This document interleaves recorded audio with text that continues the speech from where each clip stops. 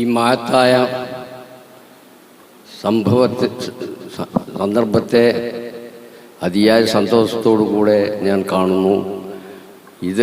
ഇതിൽ ഞാൻ ഇപ്പം മേഡം പറഞ്ഞ മാതിരി അധിക കാലമൊന്നും ആയിട്ടില്ല. എന്നാലും ഈ കാലത്തും എനിക്കിതിൽ വരാനും അതിനുള്ള പ്രചോദനം തന്നത് പഠിപ്പിച്ചു തന്ന ആളുമാണ് നമ്മുടെ Ali sir, doctor Ali sir. ഇപ്പം ഈ വയസ്സ് കാലത്ത് ഇപ്പം എന്തിനാ ഈ മനുഷ്യൻ ഈ ആദി പരിപാടിക്ക് നടക്കുന്നത്? ഈ മലയാളം എന്ന് പറയുന്നത് പോലും ആ മനുഷ്യന് തിരിയില്ല. ഈ മലപ്പുറം മലയാളം മാത്രമേ അറിയുള്ളൂ. ഇങ്ങനത്തെ ഒരു മനുഷ്യൻ ഈ കാലത്ത് ഇതിന് നടക്കണതിനാ എന്ന് ചോദിക്കും. നിങ്ങളൊക്കെ ചോദിച്ചിട്ടുണ്ടാവും ഉള്ളാലെ, പക്ഷെ പുറത്ത് നിങ്ങളെ മാന്യത കൊണ്ട് പറഞ്ഞിട്ടില്ല എന്ന് മാത്രമേ ഉള്ളൂ. പക്ഷെ ഞാൻ നിർത്തൂല. അപ്പം ഈ സ്ഥാപനത്തിൽ നിന്ന് ഇങ്ങനെ ഇവിടെ നിന്ന് പറയാനുള്ള ഒരു കഴിവ് ഉണ്ടാക്കി തന്ന ഈ സ്ഥാപനത്തിന് ആദ്യമായിട്ട് ഞാൻ നന്ദി പറയാണ്. അത് എൻ്റെ കടമയാണ്. പിന്നെ എല്ലാവർക്കും നല്ലൊരു പ്രസംഗം ചെയ്ത ഉദ്ഘാടകൻ നല്ലൊരു വാക്ക് ഇവിടെ നേരത്തെ പറഞ്ഞു.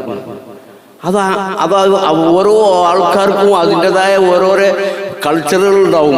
ആ കൾച്ചറിനനുസരിച്ചിട്ടായിരിക്കും അവർ സംസാരിക്കുക, അവർ പ്രവർത്തിക്കുക. ഇതിവിടെ നടന്ന ഉദ്ഘാടകൻ അതുമാതിരി മറ്റുള്ള എല്ലാ പ്രസംഗങ്ങളും വളരെ നന്നായിരുന്നു. അതേപോലെ തന്നെ നമ്മുടെ ഇതിന് ആദ്യമായിട്ട് സ്വാഗതം പറഞ്ഞ ബേലപ്പൻ സാറ് വളരെ ഭംഗിയായിട്ട് അത് പ്രവർത്തിച്ചു. അപ്പം അതൊക്കെ ഒന്ന് എടുത്ത് പറയാം. പിന്നെ എൻ്റെ മലയാളം എനിക്ക് കോഴിക്കോട് നിലയത്തു നിന്നുള്ള മലയാളമേ അറിയുള്ളൂ. തിരുവനന്തപുരത്ത് നിന്ന് വരുന്ന പിന്നെ റേഡിയോയിലെ മലയാളം എനിക്കറിയില്ല. അപ്പം ഞാൻ അത് അറിഞ്ഞുകൊണ്ട് തന്നെയാണ് ഞാൻ പറയുന്നത്. എനിക്ക് വേറെ വിഷയത്തിനെ പറ്റിയിട്ട് കൈകാര്യം ചെയ്യാനുള്ള ആ കഴിവുമില്ല. അതുകൊണ്ടാണ് വിഷയം തരാത്തത്. എനിക്ക് എല്ലാ വിഷയവും ഒന്നാണ്. ആ വിഷയത്തിൽ കൂടെ തന്നെ ഞാൻ പോകും. എൻ്റെ കാര്യം അത്രേ ഉള്ളൂ. അപ്പം ഞാനെന്താ പറയുന്നത് വിചാരിച്ചാൽ മലയാളത്തിൽ വല്ല തെറ്റുകളുണ്ടെങ്കിൽ ക്ഷമിക്കണം. അത്രേ അറിയുള്ളൂ. 3ാം ക്ലാസ്സിൽ 3 പ്രാവശ്യം തോറ്റാളാണ്. മോർക്കനാട് യൂണിവേഴ്സിറ്റിയിൽ നിന്ന് മുടിക്കോലും ഡിഗ്രിയുമായിട്ട് ഇറങ്ങിയ ആളാണ്. എൻ്റെ കഴിവ് ഇപ്പം നിൽക്കേണ്ട അറിഞ്ഞൂടെ? പിന്നെ ഞാൻ ഉള്ളതായിട്ട് തന്നെ പറയും. അതിന് ഒരാളെയും മടിക്കൂല.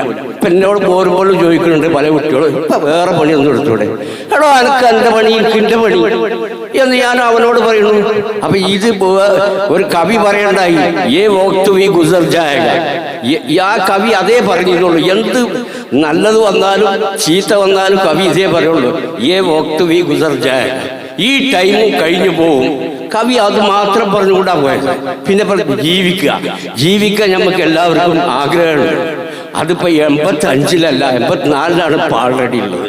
5-ലേക്ക് എത്തിയില്ല. പറയൽ ഞാൻ 5 ഓറൊക്കെ കൂട്ടി പറയും. അതെനിക്ക് വളരെ സന്തോഷം. അതെന്തോന്നറിയില്ല. അപ്പം ഞാൻ എന്താ പറഞ്ഞു വിചാരിച്ചാൽ നമുക്ക് ആഗ്രഹം ഉണ്ടാവുകൊണ്ടാണ് ഇന്ന് ഇവിടെ വന്നത്.